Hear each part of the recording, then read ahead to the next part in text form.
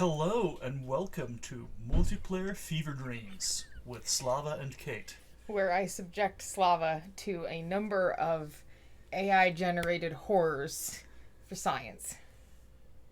What science would that be? I mean, I like doing it because I like seeing how your brain works and the connections that you make.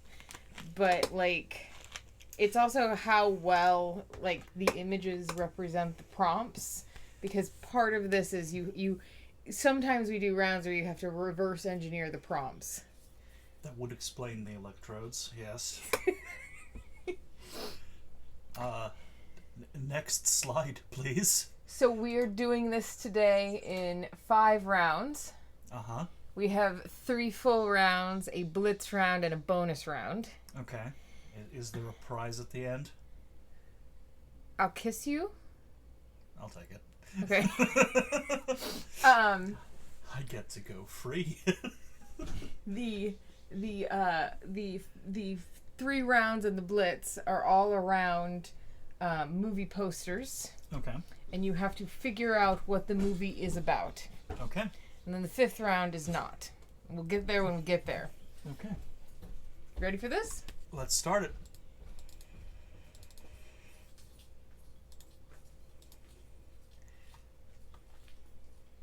After the rat, Thep of Mesby. Mesbis, my apology. Reality Dies Twice. A film by Charles Varrell. Yeah. Interesting. I am going to need to see more posters to kind of piece this one together. You ready for the next one? Yes, I love the clip art rat. Simulacra of Loss, a film about absence. Jean Baudrillard. Okay. It's not how you spell Baudrillard. Yeah, but it's trying its best. I mean, look.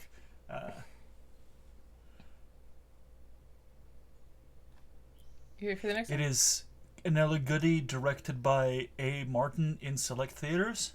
Yeah, alright. Yeah. Why is there a bleeding eye on that page? I don't know. I don't think it's actually an eye. I really don't. It looks like an oculus. It does. But I think it's like the page was cut and the page is bleeding.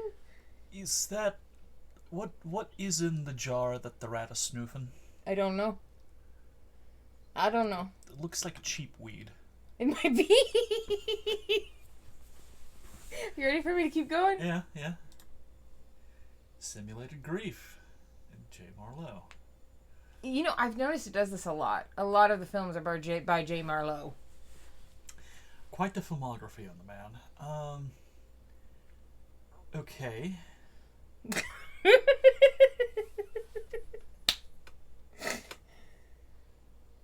Okay, is there another one in the set? Yes. The Last Rodent, an intimate portrait. Descent into the hyperreal. Keep going. It's the Steel Diegetic. Okay, yeah. Man or rat, his mind. I like the tiny... He loved me. I like the clip art men up here. I do like the clip art men. I like that's 2 different men. You can tell by the tie. Yeah. It's character design. Rat is sitting on a doily. Well, the man loved the rat. I mean, never mind that rat is the size of the man's head. You probably got it from New York. Judging by the skyline. Yeah, that's true, yeah. Can we keep going? Yes. The Absent Ritual. After Loss and Simulation. Okay. These are 3 different films right now. I need to point this out. Okay, next.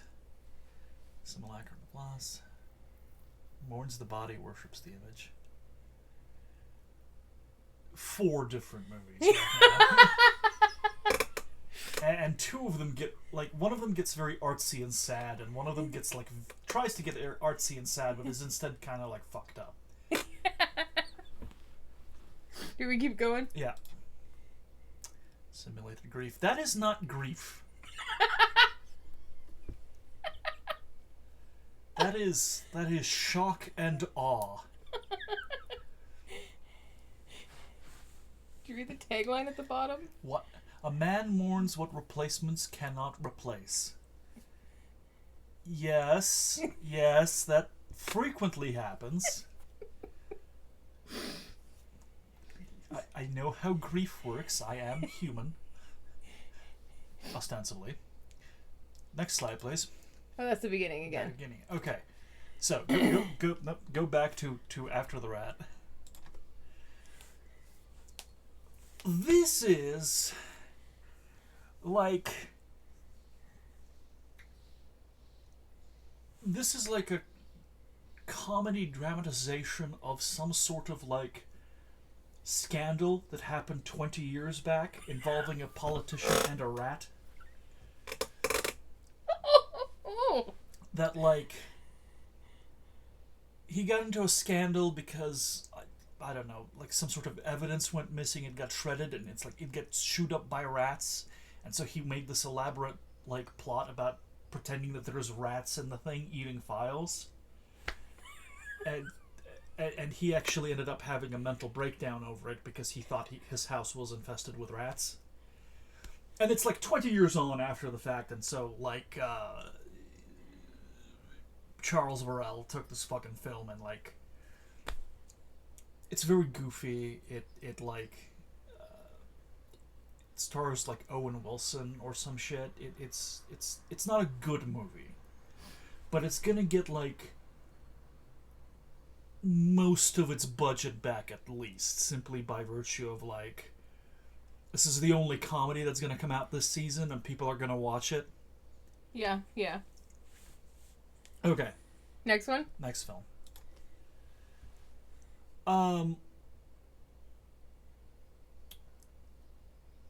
Art house piece about war and loss, and that man is walking through a war-torn city, and he replaces all the people in his life, or attempts to replace all the people in his life, all the people that were missing, all the businesses, by talking to the rats that scurry through the ruins. It's a very bleak movie. It's got beautiful cinematography, but everything's kind of washed out, grayish blue. Like, have you ever seen Stalker? It's got that sort of drab color palette to it. Okay. I've not seen Stalker, but I know what you're talking about. Okay. Next film.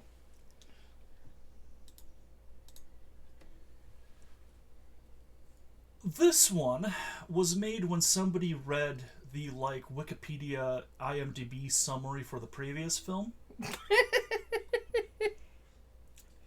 And,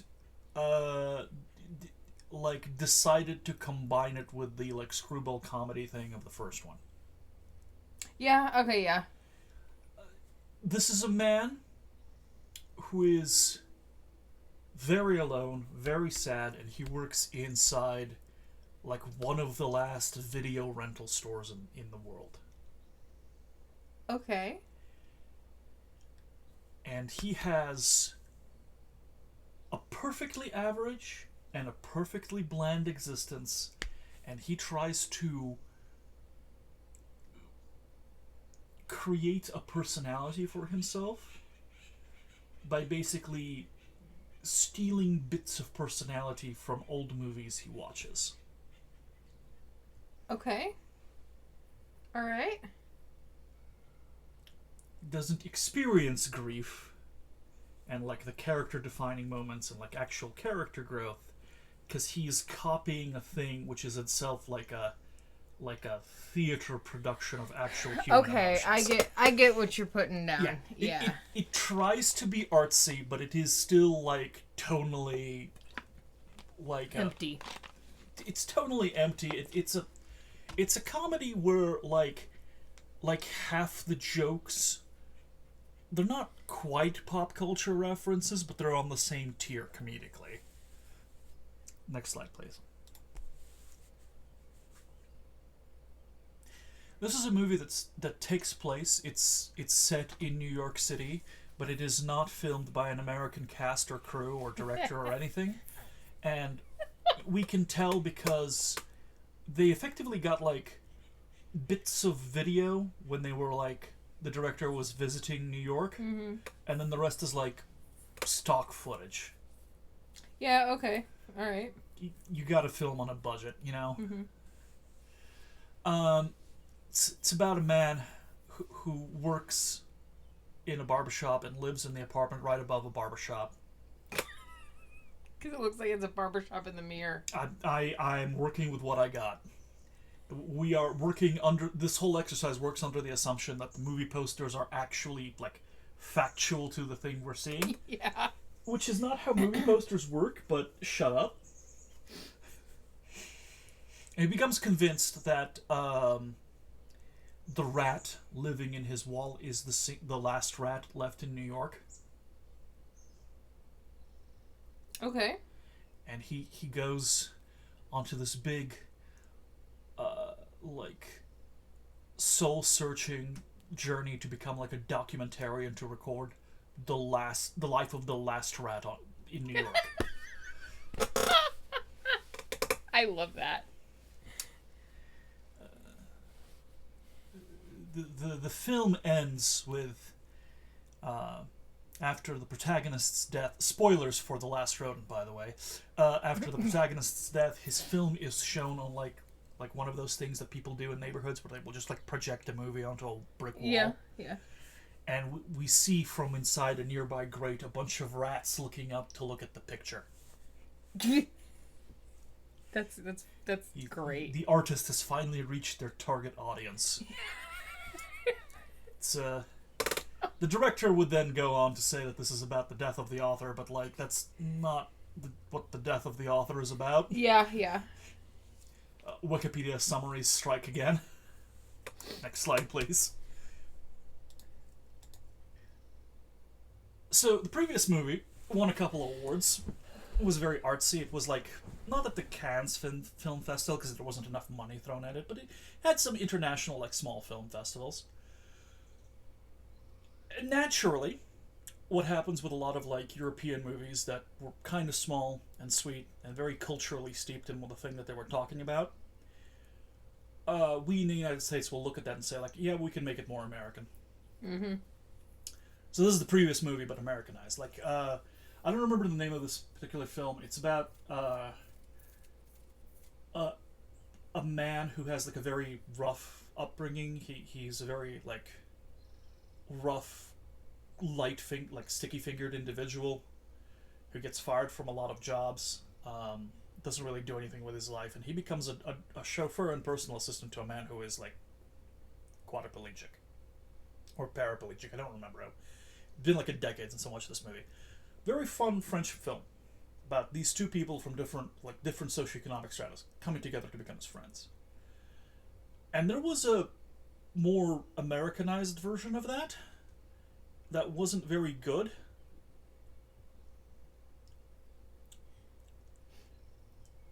And this is that. Okay.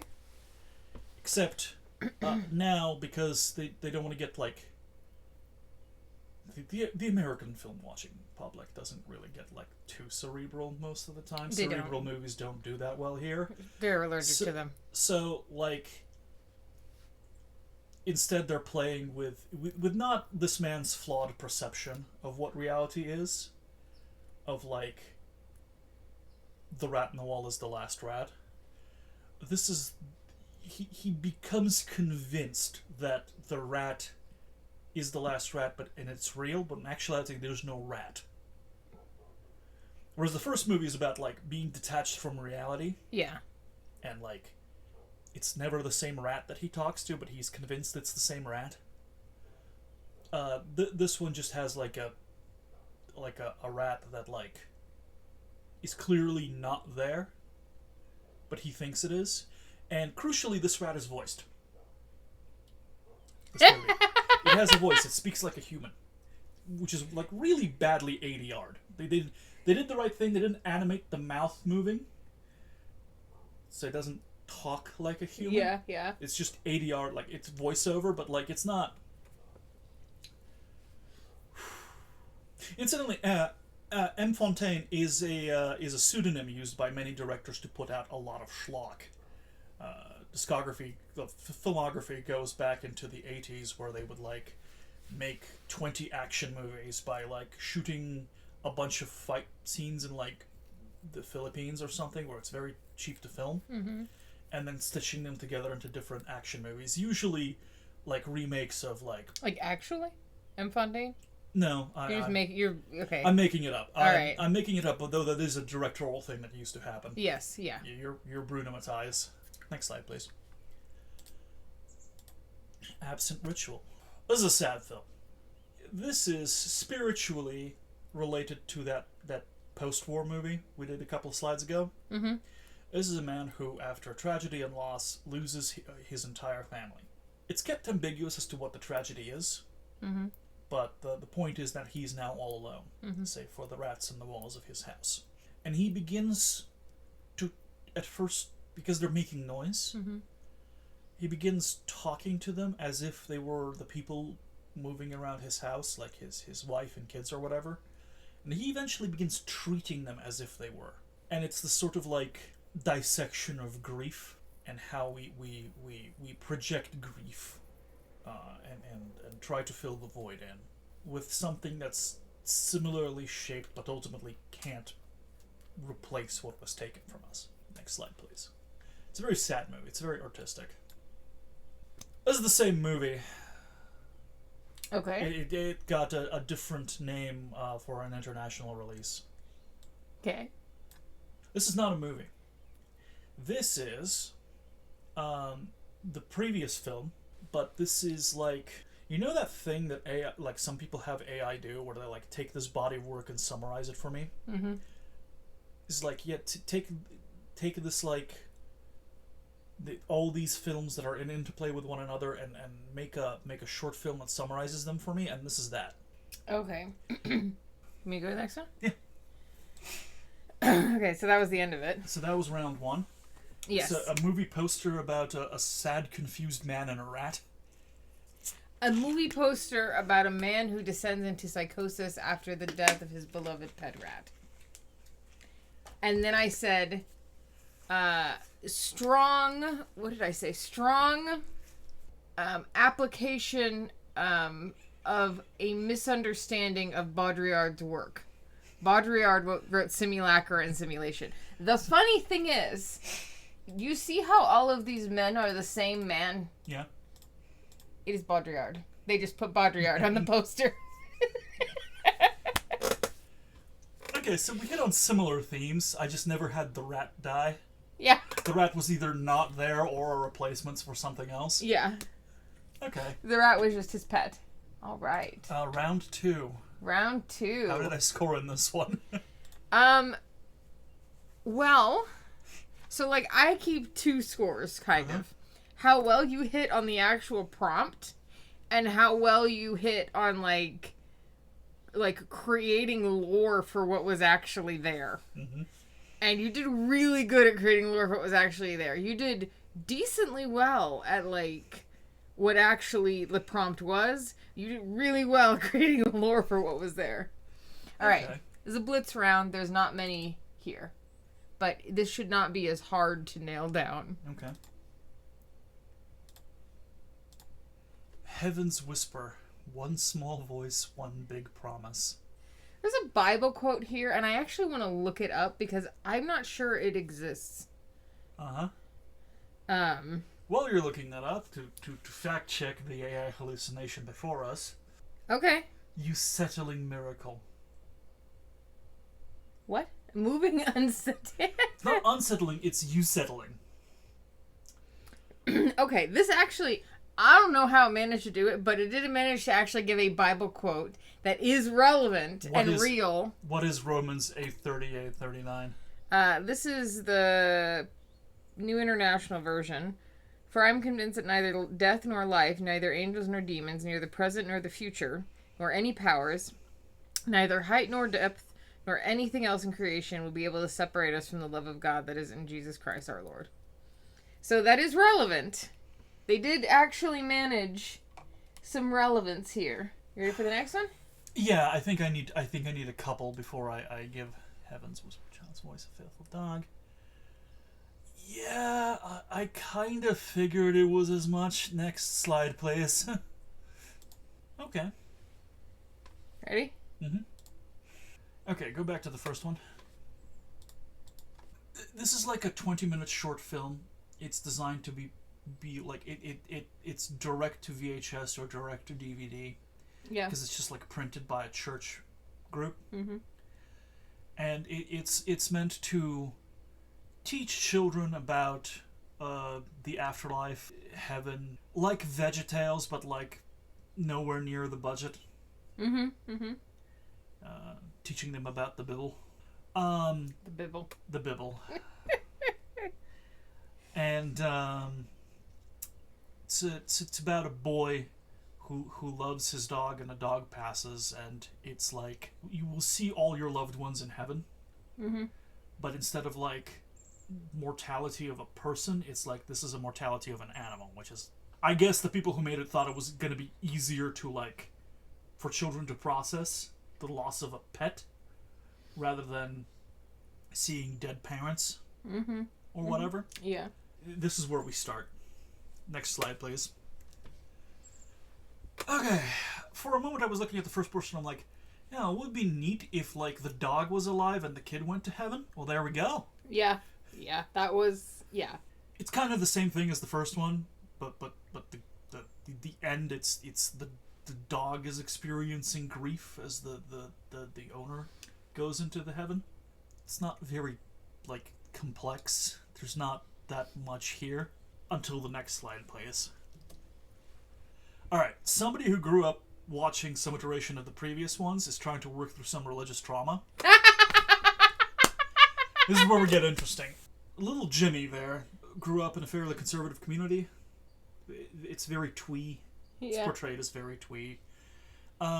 He dies, and his beloved pet dog sees his ghost, and then, like, solves the community's covered-up murder of this boy.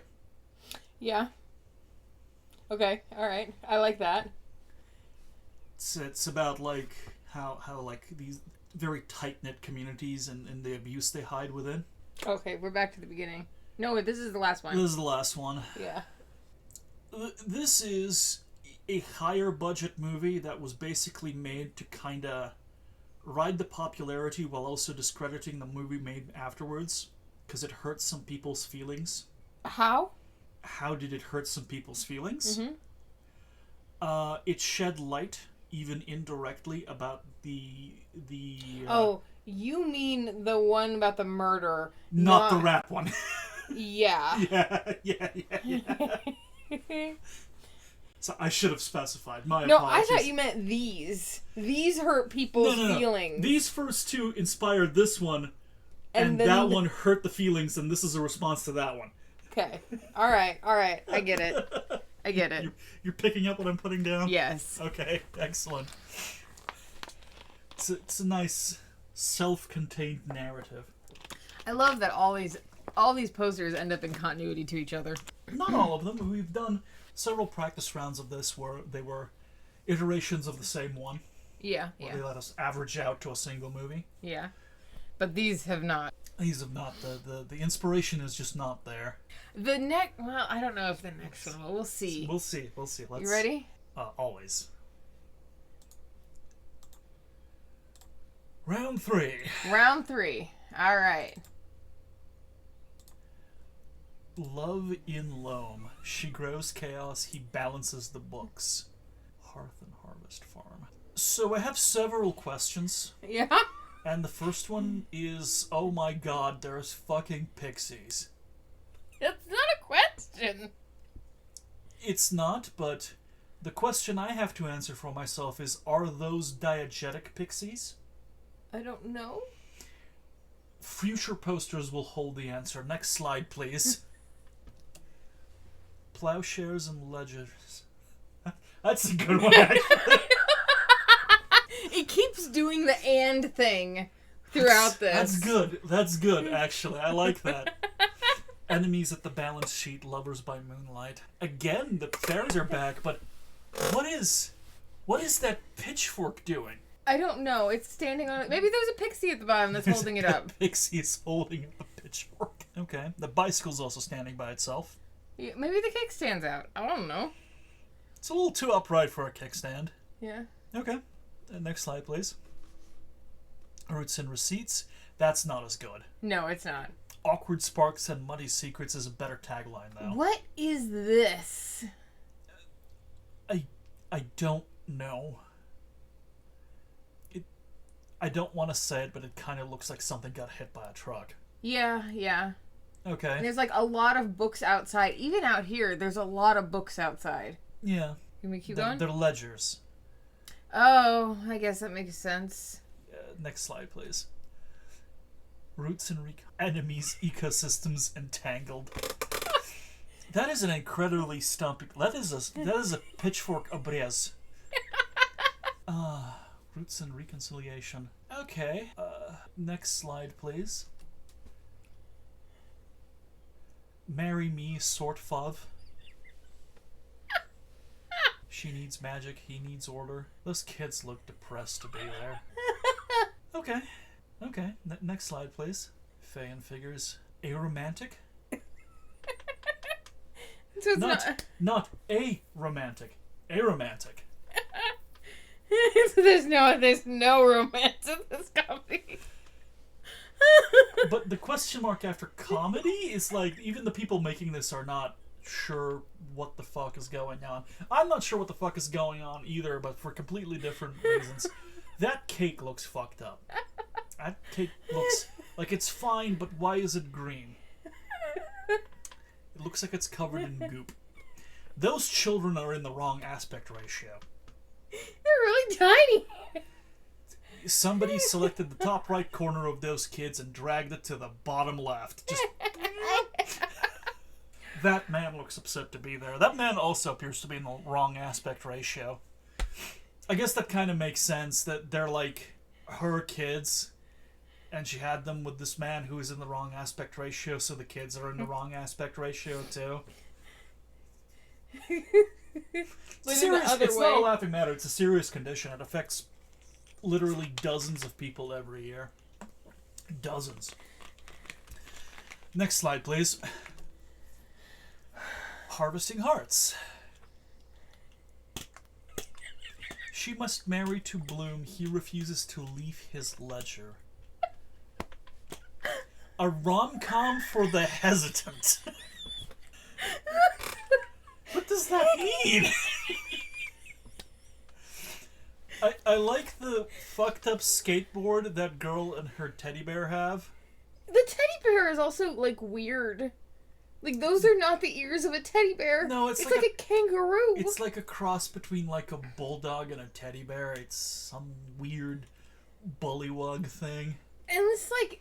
The skateboard is fucked up. The skateboard has wheels going out downwards. It's not supposed to look like that. It's hard to see here, but it looks like his files say Charles.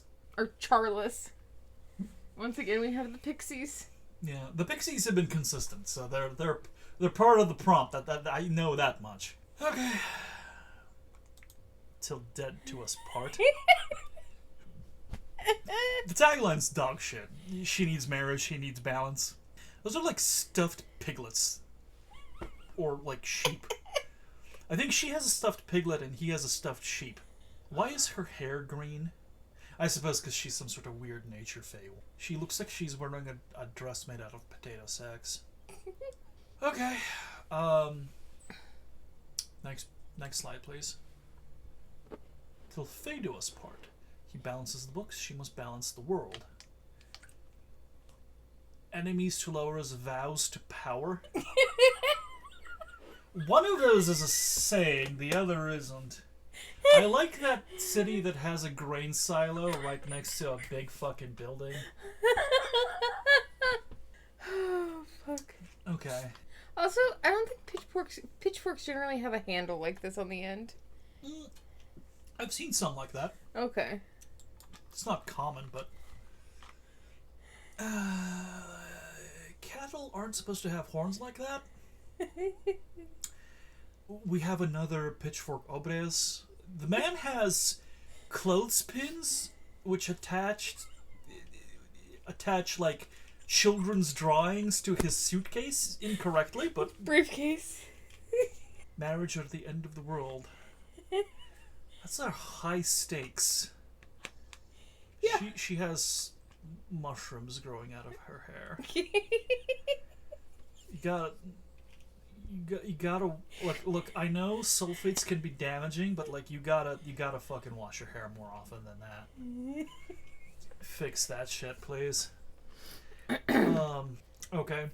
Marry me or the world ends. We're not even like trying to be like subtle about this. No clever wordplay. It's just like fucking, doing the thing. One awkward vows, two hearts, and a herd of magic. Not to be that guy, but vows are definitionally plural. Why are the children holding paper boats? I don't know, but I will tell you, I'll give you a freebie here. That was not in the prompt. Next slide, please. Oh, this is the first one again. Yeah. Fuck. Alright. You cannot tell me this is more perplexing than the fucking Baudrillard rats one. It's not, but this set is like 3 separate movies, not like a series of films in conversation. The first movie, we will just call it Love in Loam. Okay. It's about a man and a woman who were married. They ran a farm together, and the farm was this woman's passion. She's the one who insisted they move. In a strange turn of events, in like an inversion of the common stereotype, the man isn't the one who's like, we should move to the country so I can go play cowboy. The wife is like, we should go and do a ranch because this is the thing I want to do. And the man's like, yeah, sure, fuck it, why not? And the stress of running a business with like razor thin margins and a bunch of other things, it just like made their divorce dysfunctional, so that they've separated. And now there is talks of divorce, possibly repossessing the farm because of the way the finances are entangled. There is a bunch of... It's ambiguous whether the pixies are diegetic or not, whether the events are precipitated by the pixies actually being there, or if they're like symbolic of new beginnings or like a new enchanted way to look at the world. And it gets through a series of mishaps and happenstances, which are on screen shown by the pixies moving shit around. The man and the woman get like trapped on the farm during a very big storm. Mm-hmm. In helping her work around the farm because like all the roads are flooded and shit, and like prepare for like the storm of the century here.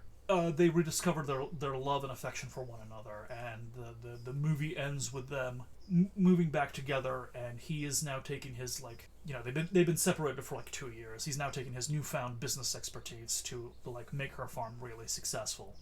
Okay. This one is a different movie. It's one of the 3 films that exist in this set of pictures. It's kind of the same setup, but the man and the woman weren't together to begin with. Okay. She's a farmer, and he's like the banker who's trying to foreclose her property because fuck independent farmers. Mm-hmm. And the pixies aren't necessarily diegetic, but they help through happenstance, like move them together and like realize and have the two realize that they have actual feelings for one another, which helps overcome the like imminent foreclosure of the farm, which is the narrative threat. These are love conquers all types of films. They're romantic comedies? ?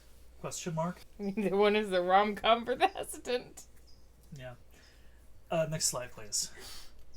This is the same movie as the one I just said. Next slide, please. The same movie. Okay, this is kind of a spin on the first one. It's about a man and a woman. They separate. I just noticed there's an extra hand here. There is an extra hand there. Sort of. It's about a man and a woman, and they were together, and they kind of separate. And ultimately, the two kids, it's like his son from his previous marriage and her daughter from a previous marriage, who do genuinely consider each other to be brother and sister. They're the ones who start seeing the pixies and kind of help them, and the narrative happens kind of the same way. Through a comedy of errors, these two end up together again. Okay. All right. Ready? Same as the last movie. Same as the last movie. Okay, fourth movie in the series. Now the fairies are not non-diegetic. Now she is not like a human. She is just like some sort of spirit thing that runs the farm. And he effectively meets her in a dating app. How a face spirit gets on a dating app is never going to be explained. It's not that sort of movie. Don't worry about it. And she's looking for a husband to complete a ritual. It's one of those fae things where you have like a year and a day to have a family, or like the curse will take you. And so there's a ticking clock where she has to remain in the mortal world and to not lose her magical fae powers that let plants grow. She has to find true love. And he's a neurotic, by the numbers, very, very bland, beige, boilerplate businessman. So the tagline is accurate. She needs marriage. He needs balance. He's like, I've got 2 kids. I need to get out there. I need to do things. This is difficult to be a single father, but like more bland. Yeah. This is trying to combine a person who is definitionally a free spirit and a person who is definitionally a piece of styrofoam. That makes sense. Which, yeah, romantic comedy. You could make that chemistry work. Mm-hmm. Next slide, please. Same movie as before. Oh, okay. This last one. Same movie as this last one. She... Like, in addition to controlling plants, she can control animals. Yeah, okay. He's very bland, but and like very like everything must be done like dot every I, cross every T, but he still genuinely loves his kids. Mm-hmm. Even if they have like a bit in the beginning of the movie where they stick a bunch of their drawings for him in like the big stack of paperwork that he has, and he doesn't look through it completely because it's like, it's done already, I'm just gonna staple it, and he hands it to his boss and he's like, there's children's drawings in here. This is beginning again. You go back to one. Marry Me or the World Ends. It's not quite as drastic, high stakes as that would make it seem. It's her world ends. It's not like the world, it's just like her little corner of fey magic just stops working. So there's some awkward vows, there's 2 hearts. The herd of magic is a bullshit tagline because the cows aren't magical. She's magical and she's puppeting the cows around. Okay, end of set. So, this was supposed to be... You hit a lot of things very well. It's supposed to be about a woman who is a fae spirit, who... Her herds of stuff and everything are all fae creatures. Mm-hmm. So it wasn't supposed to be like cows that are like affected by fae magic. It was supposed to be like fae cows. Mm-hmm. And it didn't understand that so well. It gave me like some pixies, but it could not... Replace the pixies with the cows later. Yes. I love that or a cake in one poster. I love that this cow is just a head, and this one's backpack is over here. It's the cow's backpack. Anyway, she has her farm, and she is trying to save her farm from developers. Mm-hmm. He is the developer. He is a single dad with 2 children, and this is that romantic comedy. And she's also like on a countdown of she has to marry so she can fully come into her fae powers, so she can stop developers like this. It's so cool that I found nothing but nails ever since picking up this sick-ass hammer.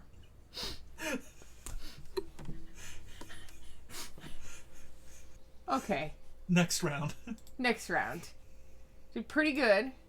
Oh, I closed it. Oh no. Oh god. Oh god. Oh god. Oh fuck. Desktop. So that was the 3rd round. Yep. Round 4. Round 4.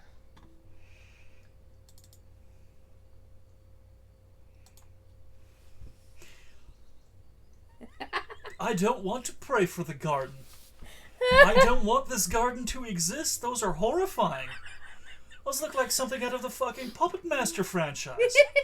One of these is going to drill my teeth open. Why are there just like Terry Gilliam-ass prayer hands in the corner?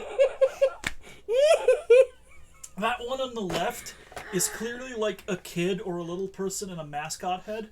and I'm not entirely comfortable with this. Because the rest are puppets. You can't Big Bird one of them and, like, have the rest be puppets. That's fucked up. Can I keep going? Next slide, please. Garden guardians, they pray for their home. Why are they just down to booties and underwear? Why do they all have the faces of Eastern European politicians? The faces and haircuts of Eastern European politicians, I'll be honest. What are the weird meat creatures piloting the bulldozers? Why is there just a loose stained glass window there? Next slide, please. Garden. Look upon my garden. Look upon it with my special eyes. This is fucking horrifying. It's like... The things mimicking to be people can never quite get our facial features correct. We're too varied. They end up with, like, glass orbs with dots painted on them. That's fucked up. There's like 2 that are normal. 2 that are normal, but one of them... No. One of them who is normal, it's the little girl up front. The lady in the back, there's no legs under there. That is just a head puppet. That is just like someone's severed head that the guy with the big hat is like holding up like a fucking puppet. Okay, I'm picking up a pattern here. Next slide, please. I like the rosary coming out of the traffic cone in that last one. Garden guardians. This is like a fucking fake movie created to be played as a commercial in Rick and Morty or some shit. I do gotta give props to the like sub-Power Rangers costuming that are those robots. I don't know why one of them has a cross for a hand. Actually, it's not really a cross. It looks like one of those like tire wrenches you use on trucks. Yeah. To get the bolts off. Uh-huh. I don't know why we have like the photoshopped statue that's not the right like lighting temperature for what's going on. I don't know why the fake creatures are cartoons while everything else is in a different style. I don't want to save the soil. This is not the Fern Gully. I am with Ghost Tim Curry here. I'm gonna burn this thing to the ground. Next slide. Next slide. Tim Burton should sue. Big ass cathedral in the background makes it look like the fucking church is responsible for this. Which goes against the developing narrative here. I also like the straw devil in the corner. With his big, ooh, I'm gonna get you smile. I think that's his nose. Because if you look, you can't see it there, but there's a line through it. So I think that's his nose. I think the line is the nose, and I think the thing is the mouth. They look like fucking oblong characters. I don't... Why is Drumstick over there a fucking bee? The beetle? It's not a bee. Who's the bee? Insect, beetle thing. Beetle, yes. Okay, you ready? That's just a kid in a costume. You ready? Yeah. Save the Hollow. Why is she a pumpkin head? Why is that one got, like, a killer mask? Why is he a very old man? Why is he a very old... That is just White Yoda. White... Oh... Okay. You know what? Fair. Fair. I hate it. Thank you. I hate it. This is interesting because this is tonally a different movie to the first 2 movie posters, but okay, I'll get to that in a minute. Keep going. Why are the buttons sewed onto his flesh? Why is he not wearing pants? No, he is wearing pants. They're just almost flesh-colored. Why does that one have bucket? It's not bucket. It's watering can. Oh, it is a watering can. With a $ sign on it. Yeah, it's not... I didn't notice the spout. It's not a watering cant. It's a watering cant now. It has a hole in the bottom. It's true, Stick his stupid fucking head in. Why does that one have like a medical hard hat? Why is this one only have one leg? Well, it's a broken statue because it's not flesh colored and the same art style as them. They pray, they fight, they survive. Okay. Next slide, please. Puppets are back! They look like they were drawn with highlighters. Yeah, I like the investor devils, the developer devils back there. They look like Power Ranger villains. One of them is going to hit you, and it's not going to do a lot of physical damage, but it's going to, like, foreclose your parents' home. They have they have their own, like, evil giant robot that they summon that's just like a fucking big bank building that turns into a person. Shoots lasers out of its eyes. It picks up a nearby, like, L train and uses it as a fucking, like, chain to beat the Power Ranger, like, Megazord with. That red one just has smoke coming out of his ear. It does. It does. For a second, I thought there was, like, a smokestack there. No. That's my brain correcting for wrong images. Why are some of them teacup? I don't know. Why are some of them Halo? I don't know. Have I explained Booba Wave to you? No. Several years ago, a streamer I follow named Rev Scarecrow did a series of videos where he would just show, like, clips of a film, like the Crewmaster Cycle, or, like, episodes of children's television programming, like Blue's Clues or whatever, playing at, like, between quarter and half speed. Yeah. And one of them was the children's television show Booba, which is about these, like, colorful blobs things. It's one of those things that's supposedly like an educational thing for very, very, very little kids, but really it's like the video equivalent of jangling keys. Yeah, okay. It's like funny sounds and colors to keep your kids occupied, because to like deep fry their brain so the parents can get some quiet. That character design, and it's surreal to look at, and it's surreal to look at 25% speed. That character design makes my teeth hurt in the same way. That is, they are like mascots for a canned children television show that's supposed to be all bright colors to, like, flash fry your child's brain so you could get some quiet time. Okay, yeah, that makes sense. Yeah. Garden Fae. Faith, Foliage, and Fear. That's a decent title. I don't like the Thomas the Tank Train fucking bulldozer, but that makes sense for a children's television show. Can you actually... Can you actually go back one? I didn't... I wanted to talk about the tagline, but I'm sorry. But I actually forgot, because I was reliving the nightmares. Save the garden or be redeemed. Not both. You gotta choose. Redemption or the garden. Which way, Western man? Okay, next slide, please. I don't like their little needle teeth. I don't like that they're not wearing clothes. Some of them are. One of them is. One is wearing a cape. One's wearing a cape. One of them is pant. No, neither of them are... No, the guy in the middle. He's not wearing pants. Those look like... Because the top of his legs is different from the bottom of his legs. That's a knee. That's like the curve of a knee. It's the curve of a knee here, too. Oh my god, you're right. I thought they were... I thought they were at least wearing pants. No. Why is that one's head green? Okay, you know what? I don't... No, next slide, please.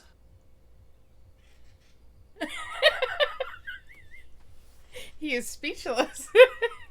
Alright, several things are happening at once. That's a sick Jesus mural on the front of that church. As somebody who plays a lot of Warhammer, industrial machinery full of religious iconography is a vibe. There is something about having, like, a big World War I style tank that has, like, stained glass front, you know? Like big Gothic arches on it. That's an aesthetic. Why it's on, like, a cement mixer, I have yet to figure out, but I can't throw stones from the inside of this nice rented glass house. The bullhorns on the bulldozer is a nice touch. I would have only gone with one pair, but you do you. They have the quality and the sort of art style you would expect from the fucking Skeksis. With a what? The Skeksis, the weird, like, vulture things from the Dark Crystal. I haven't seen the Dark Crystal. Okay, very good film, but the puppets had this sort of, like, a little too realistic flesh vibe. Okay, yeah.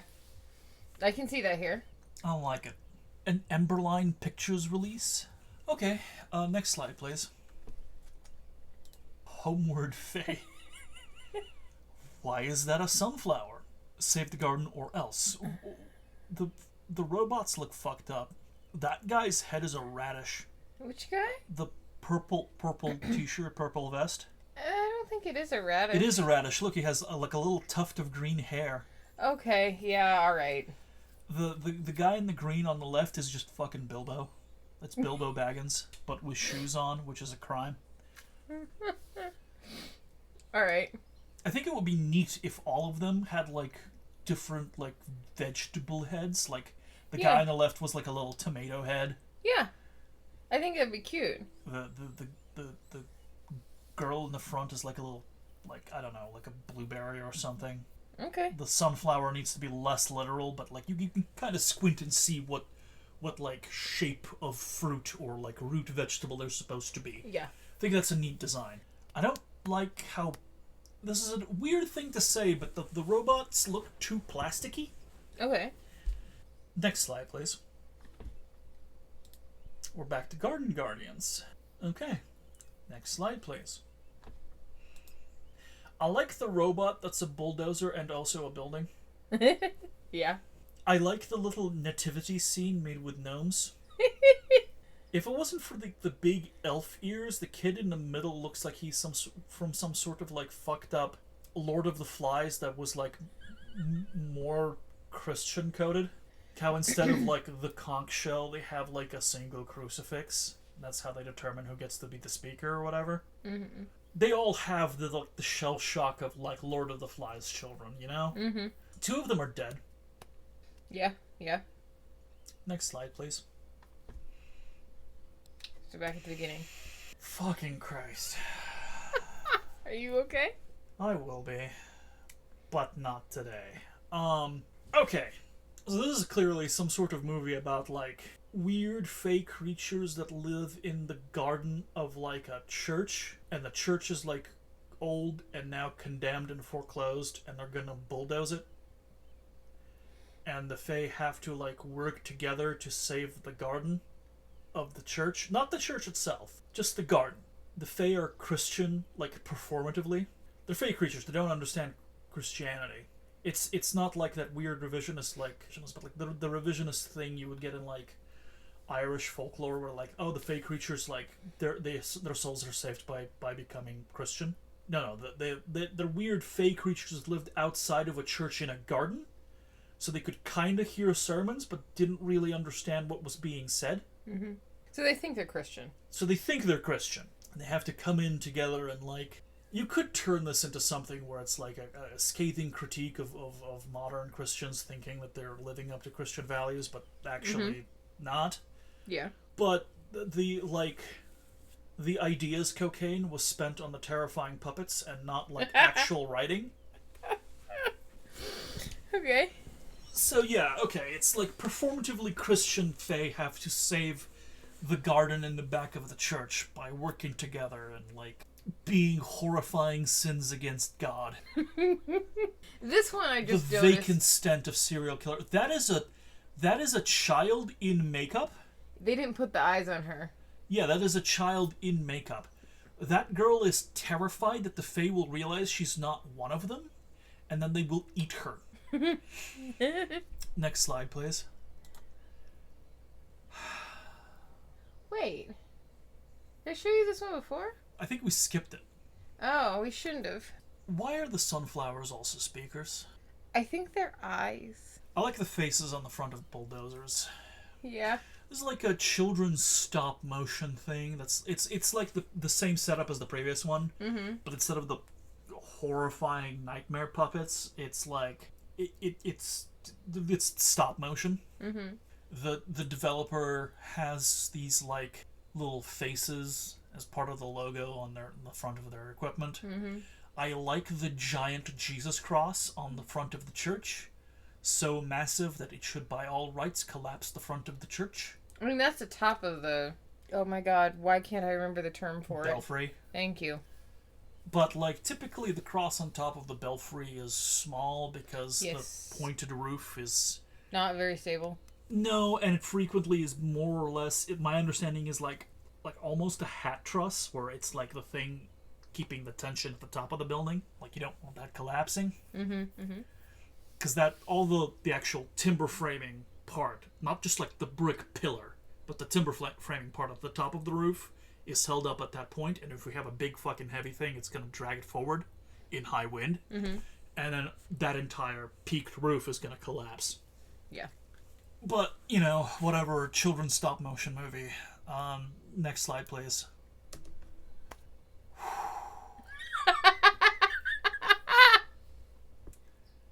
So that children stop motion movie got really popular. Yeah. And like the Minions, who just like were thrown about in like gift sets and whatever on the internet. Yeah. The different characters got thrown about in gift sets on the internet. Or like images that like people on Facebook use to like complain about their day or whatever. Yeah. And being the soulless hacks that they are, the people who make political cartoons took those characters and made a political cartoon with their bodies, but like the faces of politicians they don't like, to complain about some sort of bill, how they're like standing in the way of progress. Okay. All right. This is not a movie. This is like a thing based on a thing. So, next slide, please. Live action remake of the shitty fucking children's stop motion thing. They tried to do that thing where they're blending CGI and live action, and it never looks right. Yeah, okay. So they made their eyes bigger to be more cartoony, but in live action that looks fucking horrible. Like, if you ever seen Coraline? Coraline? Coraline, No. thank you. Tongue is attempting to eat itself as a fright response from those fucking puppets. Coraline works as a stop motion thing in that art style, because the characters are kind of exaggerated in their proportions. The, like, fake mother has buttons for eyes, which is diegetic. Like, she actually has button eyes. But if you were to try and do that in real life with live action characters, it will look stupid. Yeah. Conceptually terrifying, but stupid. Yeah. An adaptation needs to work within its own medium, and the people who made it don't understand that. Next slide, please. Okay, I'm gonna need to do some creative elbow grease. I'm gonna need to paint a barn red here to make this work. I wish you could remember the name of the movie I'm thinking of. Psycho Gorman. There we go. Oh my god, you scared the shit out of me. Sorry, I had to remind myself of what the fuck I was thinking about. Psycho Gorman was a good movie. It was about a brother and sister who discover an alien warlord who comes to Earth to conquer it, and they convince him through trickery and their own made-up stupid bullshit game that they've beaten him in a contest, and he has to serve them as their best friend. All the while, this warlord is being pursued by like a loose alliance of the planets that are like resisting his infinite conquest of darkness, and this alliance sends like this assassin to Earth to fight against him, kill him. And in the end, his incredible violence brings their dysfunctional family together and defeats that assassin. It's this whole thing. It's very Power Rangers in its costume design, but like incredibly violent. Has some great character design, and it has a very funny joke that it ends the movie on. Council realizes that their best, like, highest champion is defeated. The incredibly neurotic council, who we get to see throughout the movie, like, reacting to what's going on, go like, right, it's time for plan B, and one of them just drops like a fucking Colt Special revolver onto the table. Okay. Same sort of vibe. It's like this family that live on a parish, and they discover some like fey creatures who are space aliens, and they give them magic powers, work together to try and save the parish from like the evil developers. And the parents think it's just all like the kids just playing pretend, trying to internally rationalize that like the like idyllic pastoral thing they're going to be doing is going to get bulldozer over for a mini mall. But the developers are actually like servants of weird tyrannical space aliens trying to destroy like fey groves or some shit, and it all ends in a big Power Ranger style battle against their like evil bulldozer robots. It's very stupid, but I would watch it. Next slide, please. This is a mobile game. You have to help like a little cluster of like kids who turn into fey creatures, like tower defends their property against evil developers. Okay, alright. Has the same art style as Dead by Day, or a very similar art style to Dead by Daylight, which a lot of other mobile games have been copying lately. Okay. Next slide, please. Oh, this one's different. This one is like fey creatures defending the hollow in the forest with the help of some children that transform into fey creatures. Against a mega church that seems to like wants to bulldoze this whole thing to build up a new mega church or like private jet stockpile. I like that. Yeah, that is how the imagery looks. The evil priest looks like Rowan Atkinson. I don't know who Rowan at. Well, Mr. Bean. Like kind of. A little bit like Mr. Bean. He also looks like that man who dates the very young women, who's an actor. Leonardo DiCaprio? Yeah. A little bit. I don't like the guy on the left that's like got the terrifying head mask. Yeah. Yeah. Okay. The pumpkin head in the middle is like, I don't know, it's a weird deep cut nerd reference to bugbears. Citadel Miniatures lost the right to first got the right to produce miniatures for Dungeons and Dragons in the UK. Okay. Some of their earliest bugbear miniatures had like weird little pumpkin heads. Okay. Which is very neat because like in certain 5th edition books I think they've had a bunch of art of bugbears with like wearing pumpkins as helmets as a little nod to that. That's what's going on there. That's how I'm choosing to justify it because it's horrifying. It's horrifying. Yeah. Next slide, please. One of those children's movies where like the good guys are clearly CGI animated but everything else is live action. It's one of those like children's movies or children's shows like supposedly teaching them like friendship, all like moral lessons like telling the truth and working together and what it means to be a good friend or whatever, but it's like always weirdly Christian values, slightly uncomfortably so. As a twist, it's not actually an American show. This is made in the UK, so it's very weird Anglican values. Next slide. Next slide. This one is really like, this was a visceral reaction that he just got. He's uncomfortable. In my darkest hours, when physical malady robs me of almost all the strength in my body and I can do naught but lie there awake and in pain, I will put this on at 25% speed just so the demons keep me company. These are nightmarish. Like, somebody in marketing thought these looked cute. Yeah. They, like, optimized them for cuteness. The big eyes, the bright colors, you know? This is a property that exists to sell toys. Okay, yeah, yeah. And the toys might have been made first as some sort of horrifying bootleg, and now the company has access to those molds, and they need to make money. So it's like a Transformers thing, where it's like, we have all these fucked up toy designs, make story. Yeah. I can smell the cheap rubber from here. So the Guardians are protecting their garden, and the developers, the little, like, evil developers want to destroy it. Yeah. And there is some narrative confusion as to whether or not the Guardians are protecting the grove that's in front of the church, or if the little developers are trying to bulldoze their Fey Grove to make a new church. I like to think in that the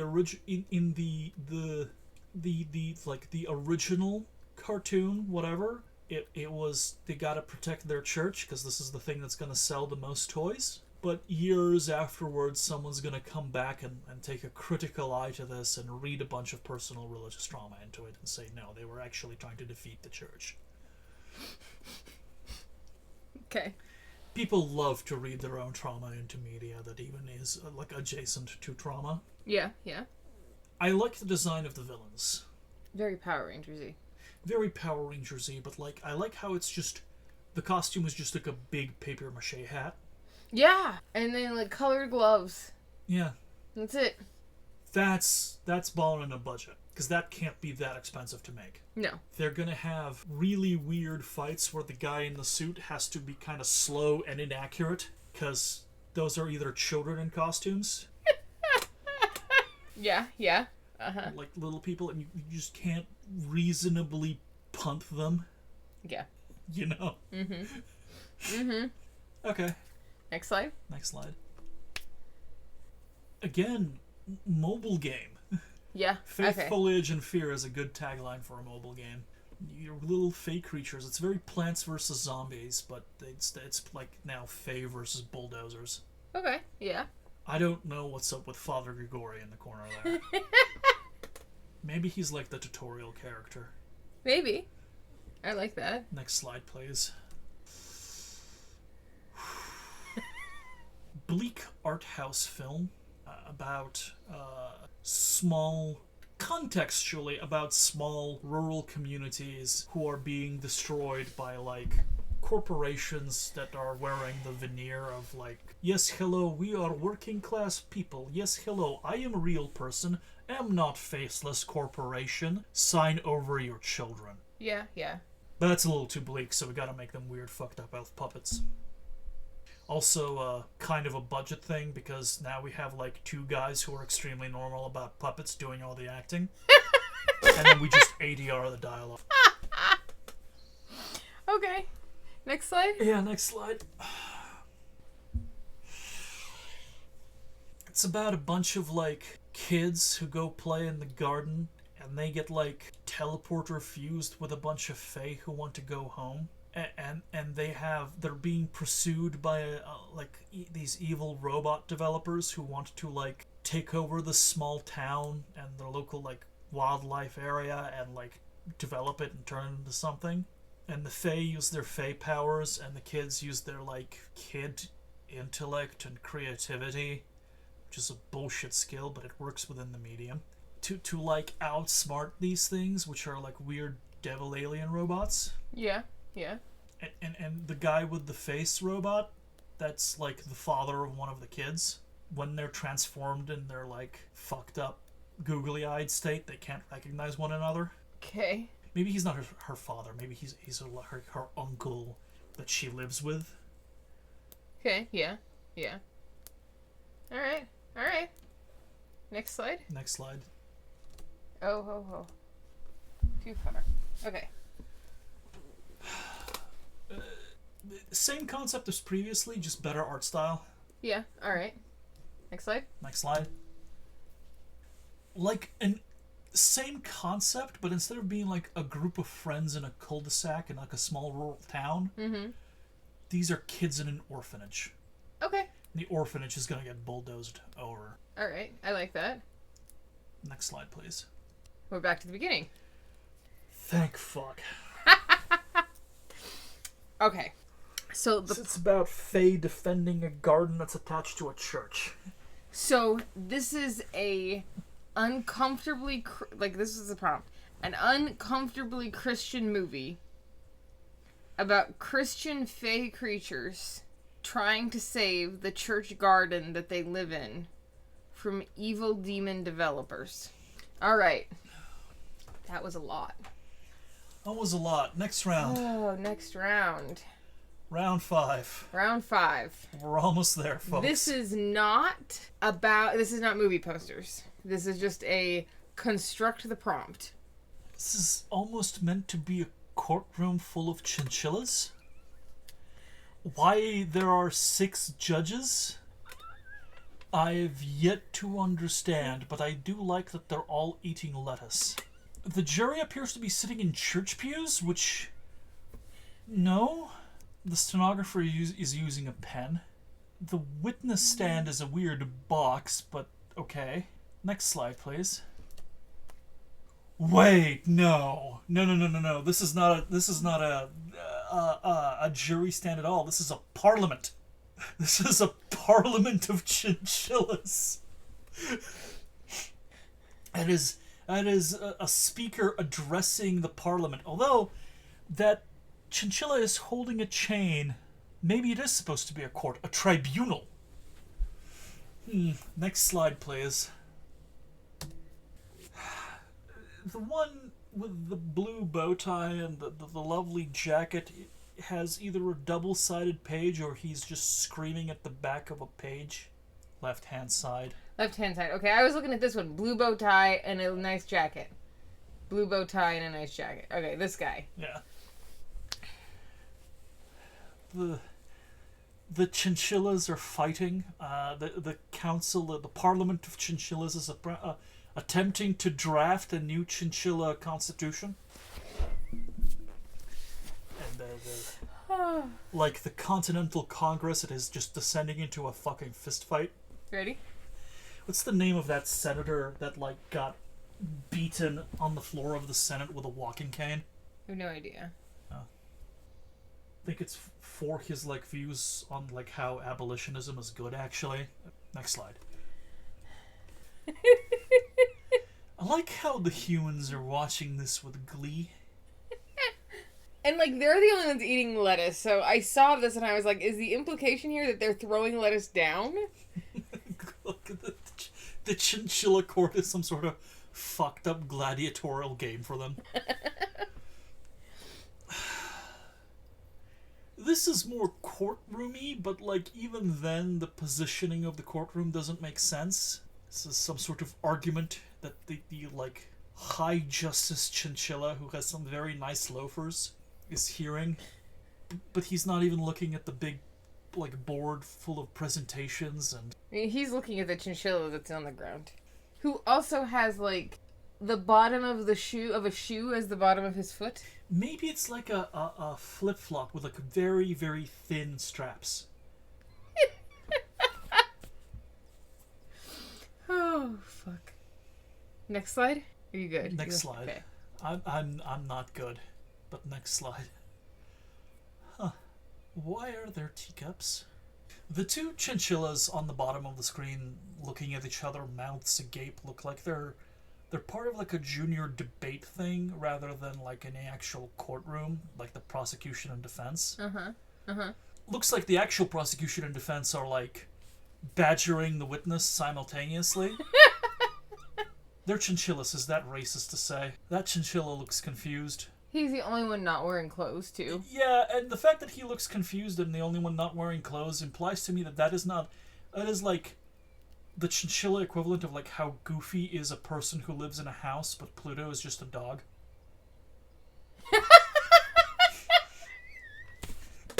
Yeah. Your Honor, today you will have to just your decision today will set the legal precedent for the treatment of feral chinchillas the world over. Your Honor, the Constitution only clearly applies to those of us that know how to wear clothes. Like, also, these chinchillas have knees and legs, and these chinchillas do not. That's like it's a genetic variant. Okay, alright. Can I keep going? Yeah. This is again not really a courtroom, but like a parliament. Uh-huh. It's like parliament seating. Some of the chinchillas are feral. The humans look painfully out of place. They do, yeah. This is the chinchillas are some sort of weird second-class citizens in this thing in comparison to the humans, but the feral chinchillas are lower than them. The floating teacup is menacing everyone in the courtroom, but the humans think it's fine. Can we keep going? Yeah. The Chief Justice Chinchilla, his honorable lordship, needs a better-sized wig, but nobody has the heart to tell him. That one kid in the corner that's like is the one making the teacup fly psychically. He's unrelated to what's going on here. This is like a court litigation for a civil dispute between union workers and business owners. Yeah. Because the ones on the left are like slightly more blue-collar looking than the ones on the right. Yeah, yeah. This is a judge, magistrate, like sitting in arbitration over like a legal trade dispute or something. Yeah, I like that. The human children in the corner are like the adoptive sons of the chinchilla with the bell over on the right. Yeah. Not bailiff. The person in like Commonwealth Court who like announces the fucking like judge and everything. Yeah, I know who you're talking about. The herald or whatever. Okay. Ready? Yeah. It's weird to have, like, the stand behind the main judge. So this is, like, the Chinchilla Supreme Court. Yeah. This is a chinchilla court case. It's in panic over because there's like leaves everywhere and the knocked over teacup. There is an argument in the court, and the judge is demanding order. Ready? Yeah. It's a controversial piece of evidence that brings the entire chinchilla court to an uproar. I love this pew has like something missing from it. It's been gnawed on. Been gnawed on, yeah. Next slide, please. Oh, shoot. You've gone way too far. Okay, one more. There we go.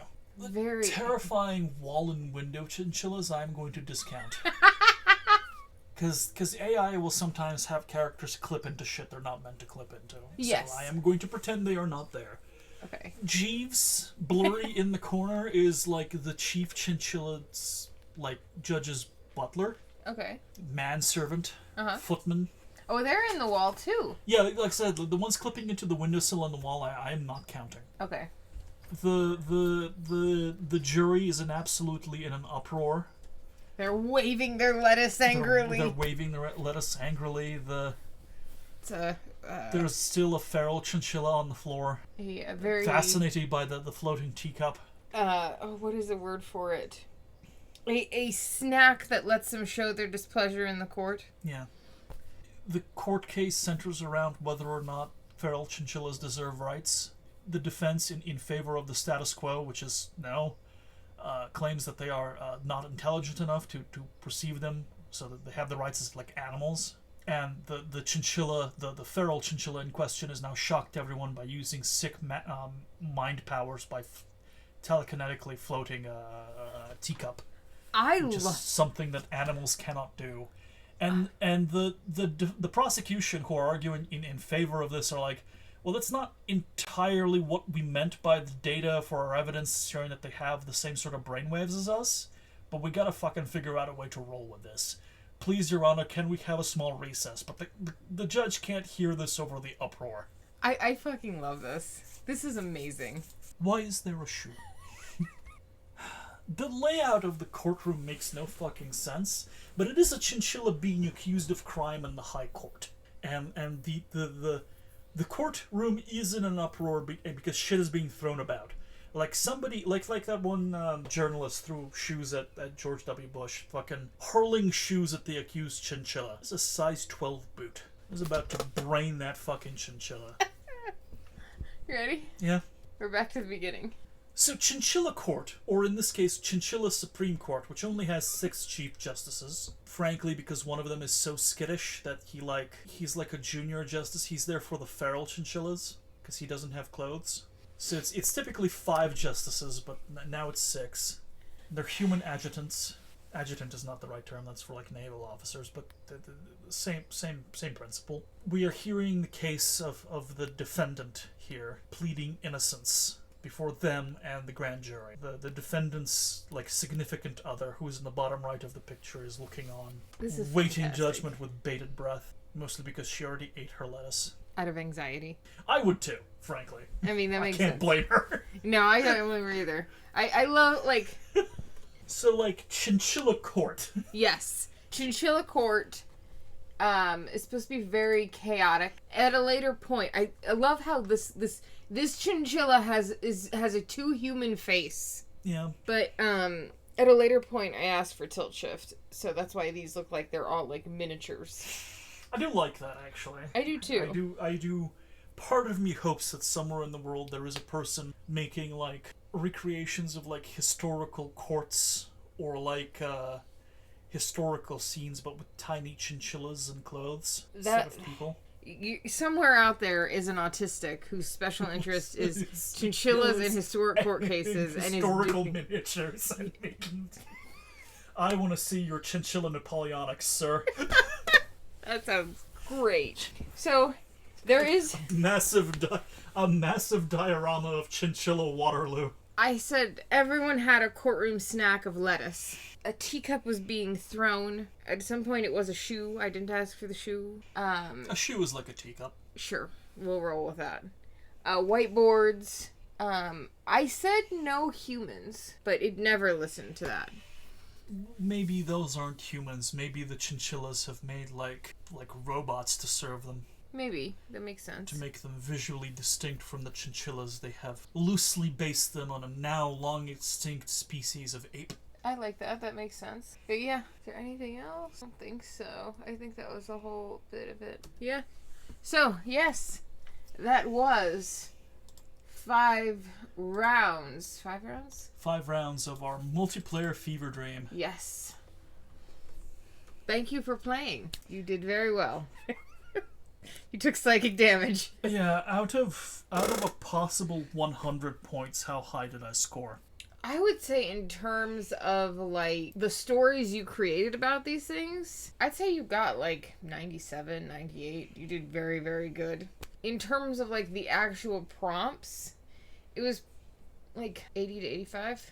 Okay. You got most of the ideas. Okay.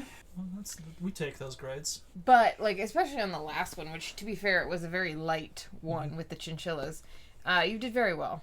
Like, we haven't done a lot of the movie prompts before. So, nice little digestive to end the movie poster. God, those puppets are going to haunt my nightmares. That's, yeah. They will. And we will be back. We'll be back with another one. We will be back with another one soon. Until then, I have to just find more terrible things to upset Slava. Stay in drugs. Don't do school. Drink your teeth.